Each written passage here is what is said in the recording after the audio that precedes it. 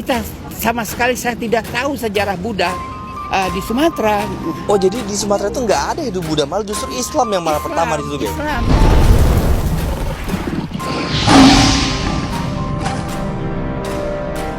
Assalamualaikum warahmatullahi wabarakatuh. Balik lagi bersama gue Vasco Rusemi di channel Macan Idealis. Masih bersama Babe Ridwan Saidi, Iya. yang tetap keren, tetap ganteng ya kan. Sang anggota DPR tahun 70-an ya, Be ya? Ya, 77, 82, 82, 87. Nah, sekarang lagi bernostalgia, datang lagi ke kantornya zaman dulu. Iya. Diundang sebagai narasumber tadi, Be ya? Di Iya, sini, Be, ya? betul. Ada seminar. Nah, menarik. Sesuai janji gue, teman-teman semua, gue mau diskusikan sama Babe mengenai sejarah. Tetap sejarah, karena muka Babe ini nggak jauh dari sejarah. Sejarah Islam di Sumatera, Be. Iya. Be, cerita sedikit dong, Be. Ya, sebelumnya itu saya agak terkejut dengan pernyataan seorang arkeolog yang mengatakan seluruh prasasti di Indonesia itu adalah dalam bahasa Sanskerta. Itu saya heran. Karena saya akan start dari prasasti Kampar, Riau. Ya kan? Prasasti Kampar itu abad keempat. Prasasti itu ditulis dalam aksara Aramaik. Oke. Aramaik itu adalah huruf yang digunakan antara lain di Babylon, ya kan? Aramaik ini pudar, ya kan, memudar, ya itu karena munculnya aksara yang namanya Nabatia. Lalu kemudian Hijaiyah, ya kita pakai dalam Islam. Nah, Aramaik ini adalah aksara yang merupakan aksara yang digunakan oleh orang-orang Babylon. Jadi prasasti batu Kampar yang ditemukan di Sungai Kampar yang sampai sekarang tak dapat diterjemahkan, itu adalah prasasti orang-orang Babylon. Dan orang-orang Babylon inilah yang membuat Muarotakus. Sekitar tahun berapa itu, Be? Itu abad 45. Oke, abad 45. 45 karena abad ke-6 Aramaik sudah memudar. Oke, Babylon nyampe sini. Babylon sampai sini karena misalnya di Bekasi aja ada nama tempat Babelan, ya. Oke. Babelan Bekasi. Jadi orang-orang Babil itulah yang membuat Candi Muarotakus. Oke. Candi Muarotakus itu adalah candi dari bukannya candi, ya maaf, itu bangunan atau situs. Muarotakus itu adalah situs kaum Saba. Kaum Saba ini orang Tauhid. Jadi kaum Saba ini ada yang datang dari Babylon, ada yang datang dari Samarkand. Samarkand lebih dengan Babylon itu next to next lah. Siapa yang lebih dulu kita nggak tahu. Dan mereka inilah yang kemudian menjadi bibit-bibit penyebar Islam, kan begitu. Tauhid Dulu nih, Be ya. Iya. Kan Rasulullah Muhammad kan pada saat itu belum ada waktu itu, ya. Rasulullah Muhammad sudah ada ketika Islam era Tauhid itu datang kemari abad ke-7. Yang membawa Islam kemari adalah orang-orang Bahrain. Tapi Babylon abad ke-4 tadi, Babylon abad ke-4 dia membawa monoteism. Sabah. Tauhid tadi, Sabah. Sabah. Itu zaman, maaf, Be. Itu zamannya Sulaiman Nabi Sulaiman atau Nabi Musa? Itu Musanya sudah lewat. Nabi Musa kan pertengahan abad 13 sebelum Masehi. Nah, abad ini sudah abad-abad di mana setelah Nabi Isa, ya. Abad-abad setelah Nabi Isa datanglah orang Seba, datanglah orang Babylon. Nah, orang Babylon itu banyak menuju daerah yang sekarang kita katakan Riau. Riau itu artinya inhabitant island, kawasan yang berpenduduk artinya Riau. Nah, disinilah kita lihat orang-orang Sabah ini itu waktu masih zaman rempah-rempah, kapur barus, kayu manis dan sebagainya. Belum emas. Emas baru nanti era Samarkand. Dan setelah kedatangan juga orang-orang dari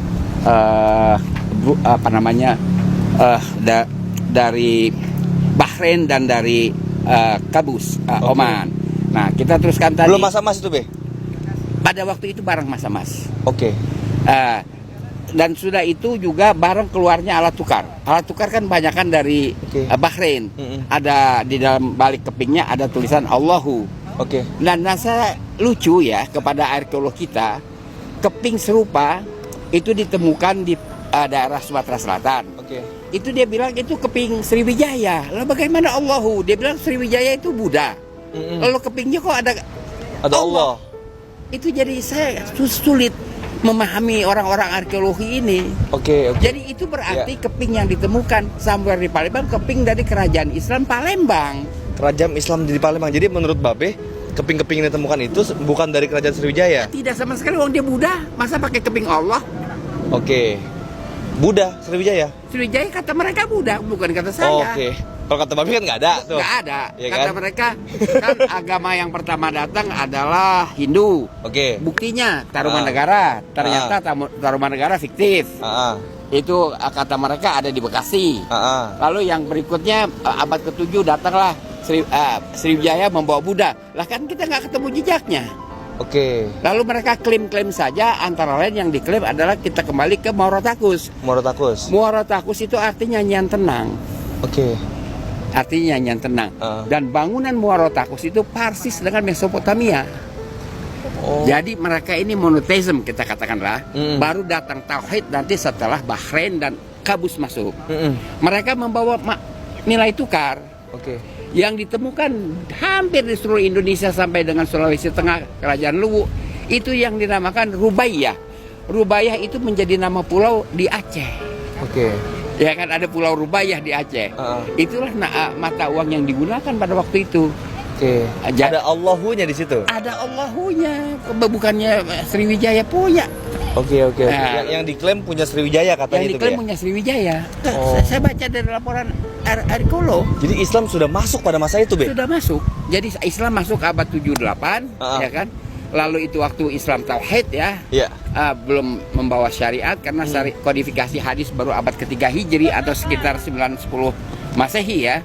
Nah, pada waktu itu ketika datang orang Bahrain, datang orang Kabus, maka era rempah-rempah itu ditinggalkan, orang ke bisnis emas.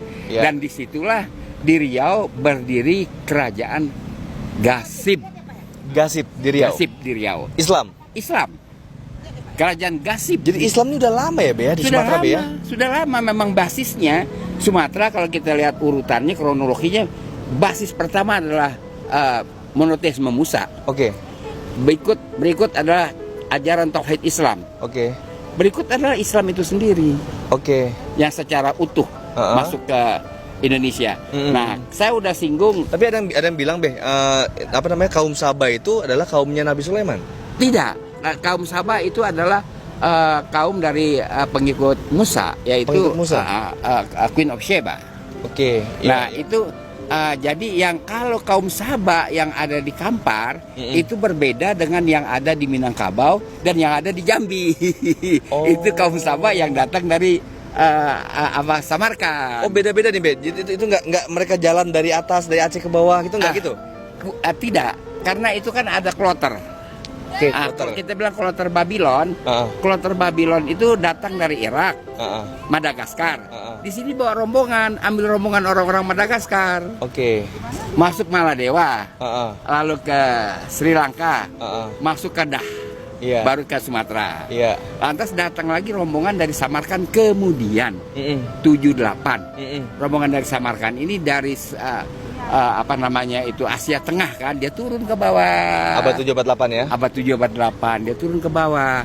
Nah, itulah yang membangun Muaro Jambi yang kita katakan yang mereka katakan Manapo. Manapo itu bahasa Samoa, anything to support life. Itu bukan candi, itu adalah Manapo.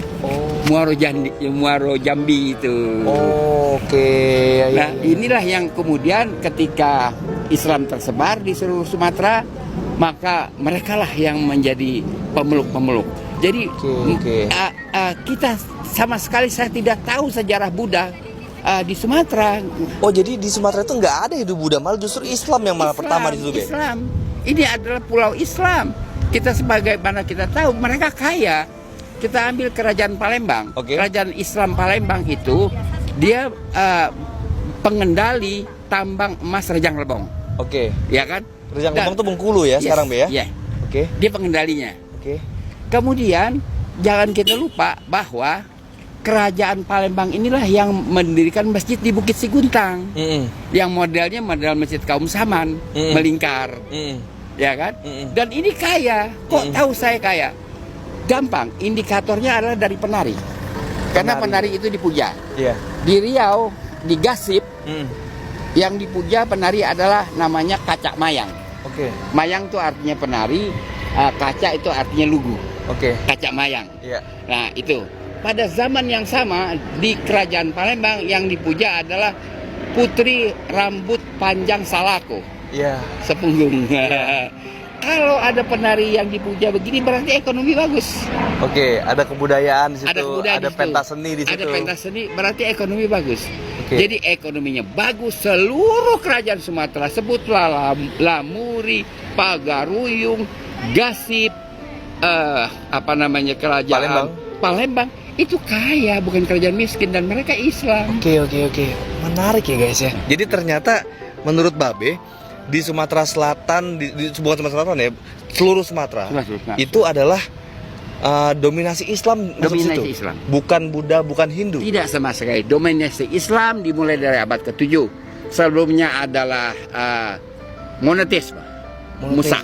Oke. Tauhid itu Be ya. Tauhid. Di Sumatera Barat ada yang namanya Pagaruyung. Ada Pagaruyung. Di Jambi, Sumatera Selatan ada di Jambi ada kerajaan Melayu ya. ada kerajaan Melayu. Disebut kerajaan Melayu saja yang Oke. di Jambi. Nah, Sumatera Selatan adalah kerajaan Islam Palembang. Kerajaan Palembang namanya. Kerajaan Be. Palembang. Palembang artinya pelurus. Iya. Jadi beberapa arca atau apa ada prasasti itu sebenarnya itu prasastinya kerajaan Palembang. Prasasti yang dibuat oleh sebelumnya yaitu oleh komunitas Sabak. Iya. Ya, arkeolog mengatakan itu bahasa Sanskerta. Kok dia nggak bisa terjemahin? Oke. Ya kan? Iya. Itu adalah bahasa Armenia. Mm-mm. Yang saya ulangin lagi, yang ada di Kampar itu adalah bahasa Amarik. Iya. Aramik. Aramik. Ya, Aramik. Itu Iya, bahasa bahasa orang-orang Babil. Iya. Itu.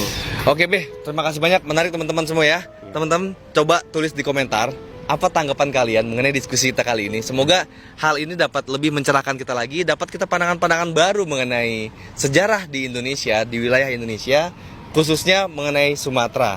Ternyata guys, menurut Babe, Sumatera Islam semuanya pada awalnya.